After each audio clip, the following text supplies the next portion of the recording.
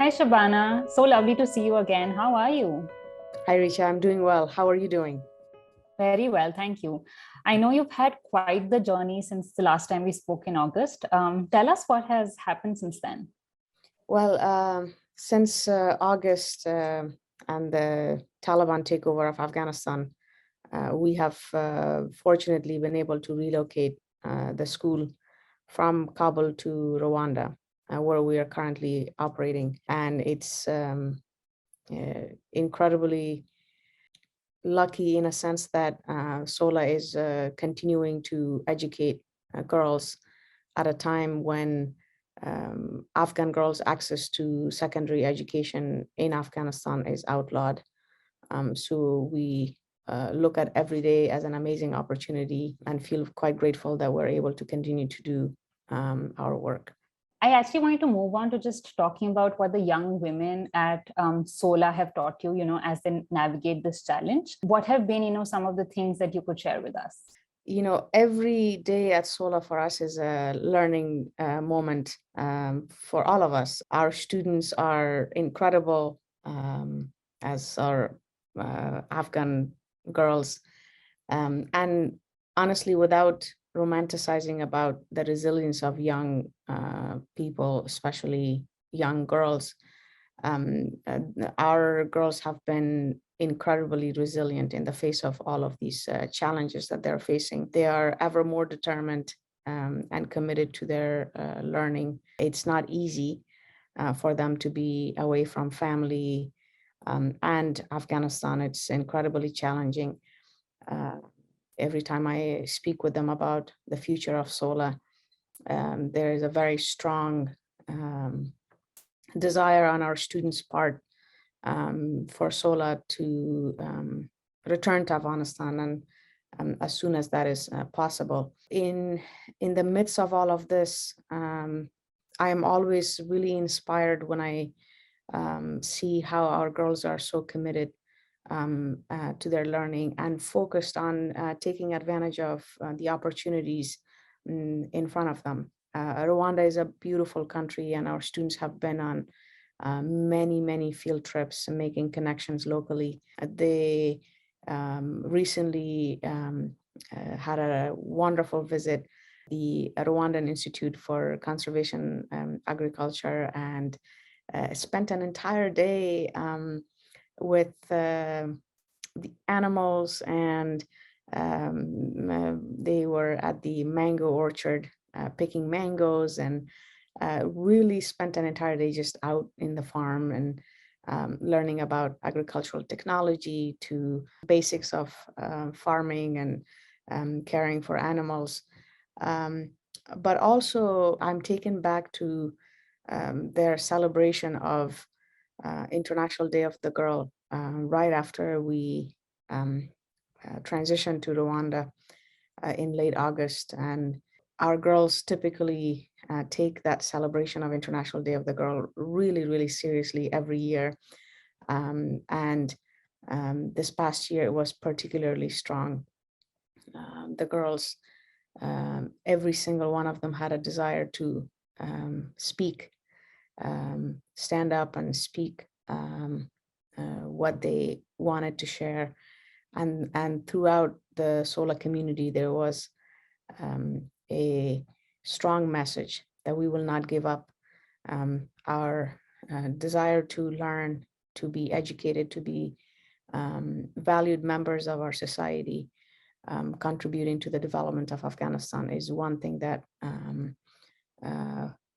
cannot be silenced. And they expressed all of that through art, through poetry, through just their own words. And it was really powerful to witness. That's so heartwarming to know, and it sounds very heartwarming. And I think I speak for everybody at Girl Rising when I say that I think we really need to salute all of their resilience. And it's not easy being hopeful in the face of so much uncertainty. So yes, I'm just really hoping that they have a bright future ahead. And speaking of which, I know that you've recently actually opened applications for the next year for Sola as well. Do you feel hopeful about the future of girls' education in Afghanistan? Yes, I mean, if you just based on what I described about the energy and the vibe at Sola among our students, um, opening our admission season to recruit more students is just the obvious next step. And again, we're so grateful and fortunate to be able to make that happen exactly 6 months since our arrival in Rwanda. So that means that we are in an amazing position to be able to do this and to prepare to welcome an additional 50 students this year. And this all under the umbrella and in a way honoring and respecting the voices of our students, but also what Sola's mission and vision is has been all about, which is to educate Afghan girls. That commitment has never changed, never will. It will always be. And so we are looking forward to recruiting Afghan girls from across the world, everywhere except, unfortunately, from inside Afghanistan, for obvious reasons. But we have opened up that opportunity. So looking forward to recruiting Afghan girls from the Afghan diaspora community, and just generally and specifically Afghan girls who are uh, on a limbo and have been in these uncertain situations for a while, or recently, or for a while. And already, since we have made the announcement on February 25th, which is not even a week ago, we have received close to 40 applications from Afghan girls, and Oh, we expect wow. Yeah. it is remarkable.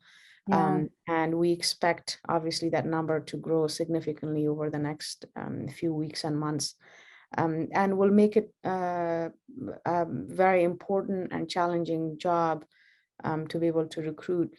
But when I see all of this, I do feel hopeful that even in the most difficult and uncertain times, Afghan girls, Afghan families continue to prioritize their daughter's education. And that in and of itself is a huge sign of hope.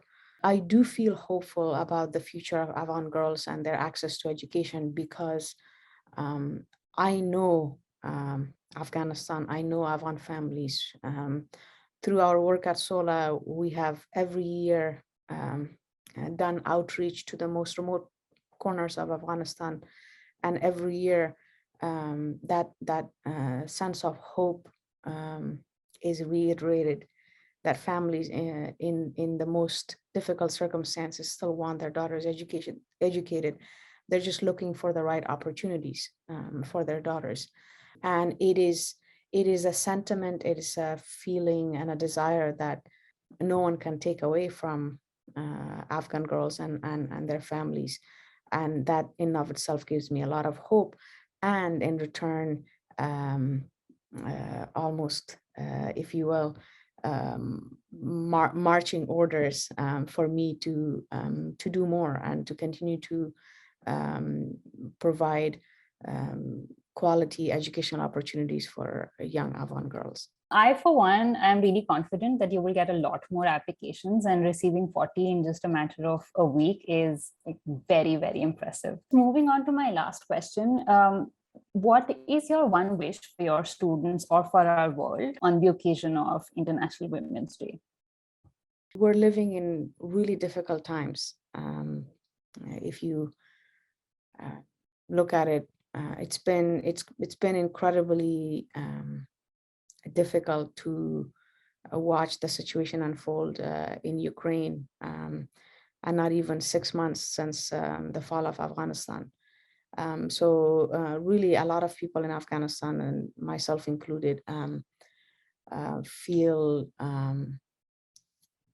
for the people of Ukraine, and and people inside Russia who oppose war. War is ugly, no matter who initiates it.